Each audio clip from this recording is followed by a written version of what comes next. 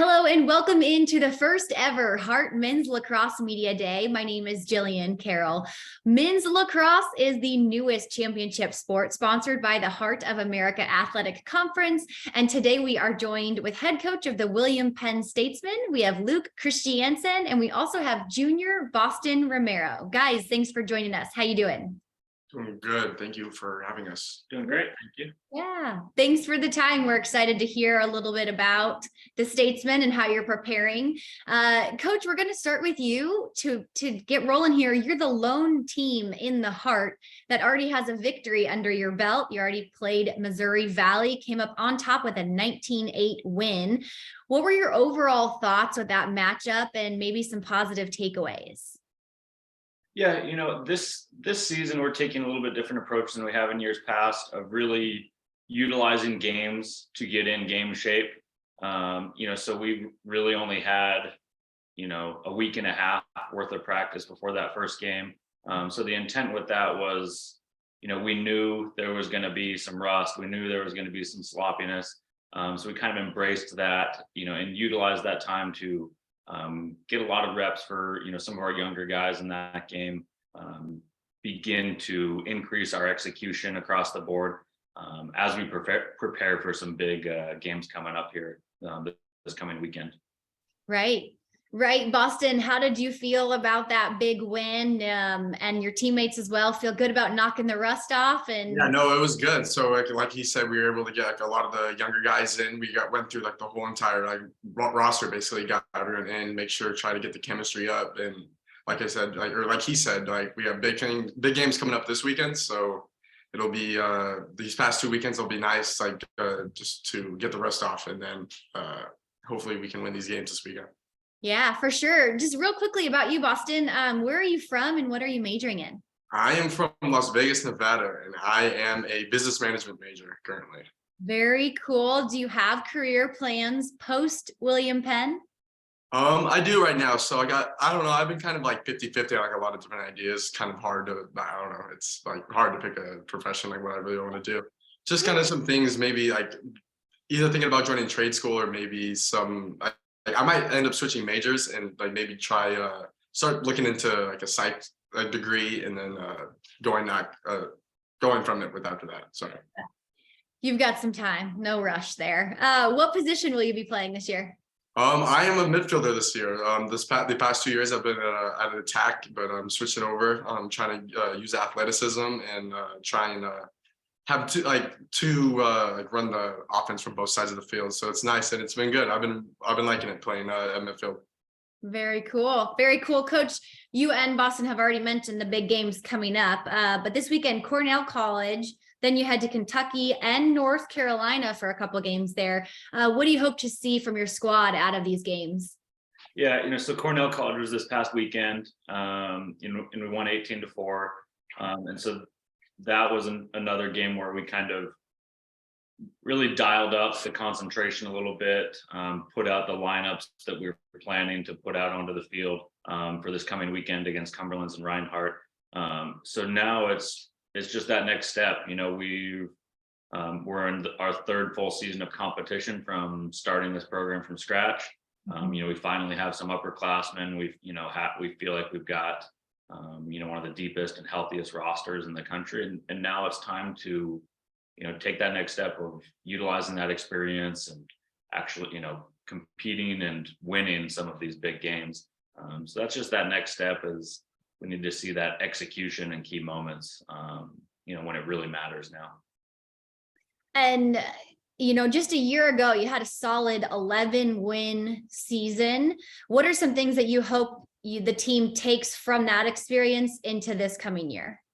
Yeah, so last year, what I really, when we're discussing the past season with recruits or, families and things like that, the point, the big takeaway from last year is that, hey, we're not an average program. We're not just, run of the mill program.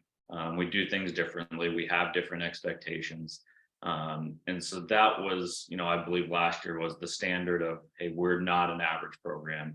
And the takeaway moving forward to this year should be, hey, we are an elite program. And I think what really helped us with preparing for that mindset from last year was we were 11-5, made the conference playoffs again last year, but it felt like a disappointment, the way we went out at the end of the season, and that we really didn't reach our potential last year as a team. And so I think the guys took that into the off season. They, had a little bit more hunger than maybe they would have if we had won 1 or 2 more games last year, instead of getting bounced a little earlier than I think we all felt we should have. So I think that's what we expect now is, hey, we need to take that step from, hey, we've established that we're a good program. Now we need to go out and prove that we're an elite program. I love that goal. And, and looking back to 21, it was a solid 9 wins. And then last year, 11 wins. Now moving forward, who are some of the guys that you look to lead this progression that you're continuing to have? Yeah, I think it's just we have upperclassmen now. We've never had upperclassmen before this point, at least as far as like on the lacrosse field. So now, at the attack, we've got Brady Trelaw and Breck Putzier returning there, and there's experience there. We've got Boston in the midfield. We have Tim Pennington in the midfield. We've got Colin Boliva, Eli Dillon, all those guys returning, and they've played against top ranked teams now. They've felt, what it's like to win big games and lose big games. So that's, I think, just we need stepping up across the board. Like there's experience at every position now. And guys just need to, bank in on that experience now. And we're just kind of challenging guys that it's time to step up a bit. Yeah. With the growth of the game, not only in the Midwest, but really across the United States, have you seen a difference in your recruiting? Yeah, so we recruit a pretty national roster. I think especially compared to if you look at most of the other teams, we probably have the most national roster of anybody in the conference. And that's pretty intentional. I grew up in California. I went back east for college to play there. But a lot of my recruiting ties, is California, out west. So that's where a lot of our roster comes from, is out west. I do feel a commitment, being from out west, to recruit kids from out west and give them opportunities that maybe they wouldn't have from other coaches, and it pays off. There's kids that we find like Boston or Brady Trelaw. Our defense is pretty heavily out west kids that maybe were overlooked by other programs that like to look more towards the traditional recruiting pockets and things like that. So you'll see in our roster very heavy west, and then with a healthy amount of Minnesota and a little bit of Midwest area. But because of that, we have a very athletic and physical roster compared to a lot of other teams, and so that benefits us. Yeah. Boston, coming back to you, talk a little bit about the camaraderie and chemistry on the team, kind of where you're at now, and has that been translating to the field for you? So I think as a team, like the past 2 years, we were kind of like younger on the younger end since we were a newer program. Like the majority of us were only like freshmen and sophomores, and now like this is the first year where I think we have the entire each different class, and like coming off like the 9-win season and the 11-win season, like we were happy with that amount of wins, but like he said, like we ended up choking in the playoffs, and like it left a bad taste in the mouth. And I think it like lit kind of a different fire for a lot of the guys that like a lot of us are done being mediocre. Like even though we had a good record, we're tired of not winning. Like this is the year to prove it, and we have the older guys a lot like getting along together. And this past week we got together as a team, like trying to think about who we want to be as a team, what our goals are, and like the standards we want to hold ourselves to. We set all of that up, and I believe like this year is the year to finally break through. So I'm really excited for this season. Very cool. Do you feel like those relationships and you all kind of evolving within the program, like you said, you finally have upperclassmen, is that easier to hold each other accountable, specifically going into a weekend where you have high expectations for each other? Yeah, so I think it helps a lot. So like earlier, like I said, the past 2 years, it kind of has been hard because a lot of the guys are the same age. So like we don't really have like a lot of just like natural leaders. Like we've had our captains, but like a lot of the time, like it was just kind of hard getting everything to like actually everyone's starting to mesh together. But now that we got the superiority, the age, like it's actually starting to come into play where we actually do have like top heavy leadership, and it's like the accountability, everything. It's been going super well. So like I said, I think this is the year that our team does it. Fantastic. And this year, transitioning into playing in the Heart. Talk to me a little bit about that transition. What do you expect as far as competition level? And then also just as a student athlete at William Penn, how does this make you feel in regard to the other programs who have already been playing in the Heart? Yeah, so that's the coolest part. Like we've always been playing in the KCAC, so it kind of sucked because like playing like all the teams on our campus are also in the Heart, so we kind of were just like our own little thing. So it's nice actually being part of like the same conference as like the whole rest of the school. So that's nice. And the other part about it too, like I don't think it's really changing up too much about how we're going to play because a lot of the teams that we have been playing also made the move to the Heart. So a lot of it will be the same, just kind of like cut off some of the fat of some of the other teams that ended up staying in the KCAC. But it's nice. It's a competitive conference, and I think it'll be good for our guys. Sure. And coach, same question coming back your direction, just the transition into the Heart and maybe how you see that impacting William Penn lacrosse kind of in the longevity of the program.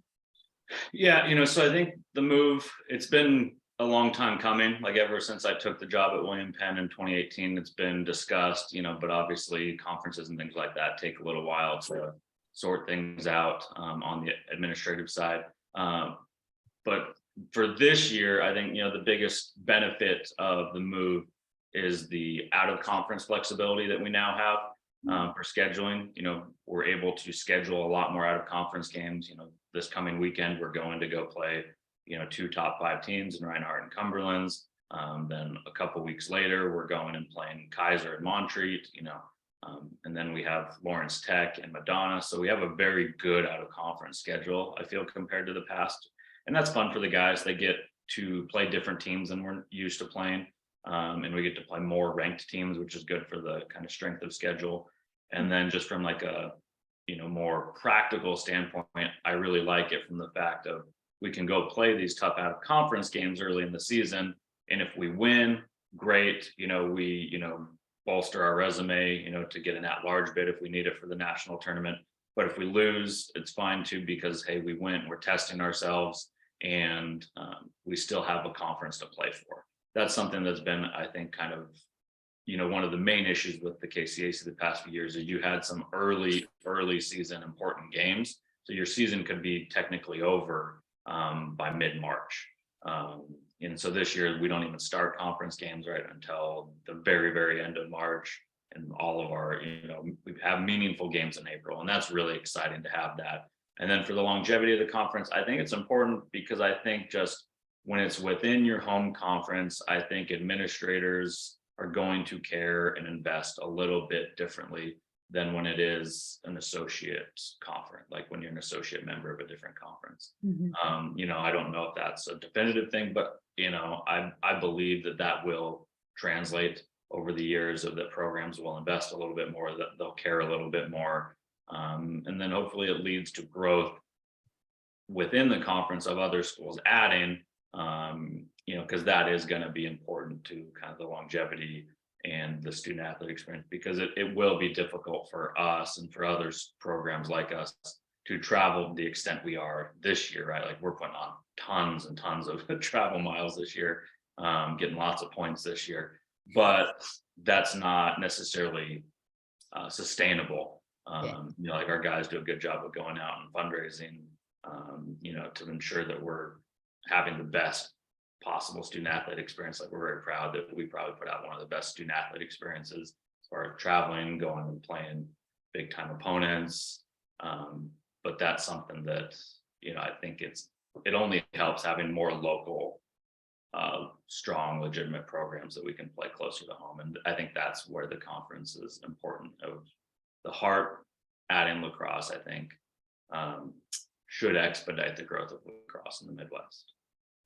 Very cool. Well, guys, we appreciate you spending some time with us. Really appreciate your insight, and just really wish you the best of luck in 2023. Thank you so much for your time. Yeah, thank you. Great. Thank you.